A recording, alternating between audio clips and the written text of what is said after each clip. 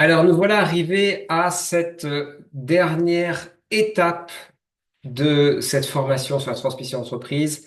C'est un module des plus importants, hein. C'est un module décisif, déterminant, qui va vous permettre finalement de concrétiser les semaines de travail, voire les mois de travail que vous avez réalisés pour effectuer cette opération de transmission. Donc, il va pas falloir louper, il va falloir rester concentré véritablement encore sur cette phase, véritablement qui va nécessiter d'aller sur certaines étapes, pas toujours faciles, hein, pas toujours très agréables au niveau juridique. On n'est pas tous des juristes. Donc, je vais essayer de vulgariser au maximum, d'être le plus pédagogue, le plus clair possible dans l'explication pour que vous puissiez comprendre quels sont les points sensibles sur lesquels vous devez aller pendant cette phase juridique. Toujours est-il que ce qui est important, c'est garder le sens du détail, véritablement. Je crois que si vous restez concentré sur chaque détail et que vous passez du temps à comprendre les actes que vous signez, eh bien, normalement, ça devrait bien se passer. Mais c'est pas si facile parce que il va falloir comprendre les différents types d'actes. On va voir ensemble qu'il y a plusieurs actes possibles et je vais vous les lister, je vais vous les expliquer, les avantages, inconvénients, comment ils fonctionnent, leurs applications juridiques. On va voir tout ça ensemble. On va voir comment négocier efficacement les fameuses garanties d'actifs et de passifs. On va voir à quoi ça correspond, pourquoi elles sont indispensables, pourquoi elles sont nécessaires, comment les négocier. On va voir comment structurer aussi les annexes. Il y a souvent des annexes, par exemple un acte, un contrat d'accompagnement à la cession d'entreprise qui est annexé. On va déchiffrer ensemble les clauses les plus importantes des actes, les clauses les plus sensibles. Donc, je vais vous présenter ces clauses, vous les détailler, les définir.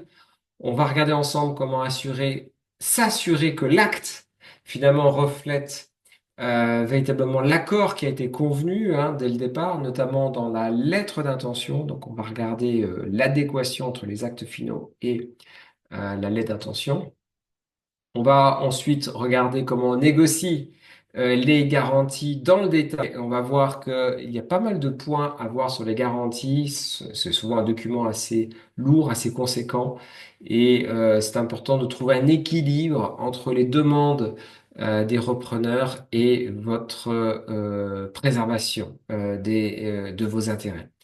On va regarder ensemble comment limiter les risques financiers post-transaction, en effet, parce que il y aura des conséquences, notamment sur la mise en jeu de ces garanties. Donc, on va essayer de limiter au maximum, hein, les incidences de ces garanties, notamment avec des plafonds, avec des seuils de déclenchement, des franchises.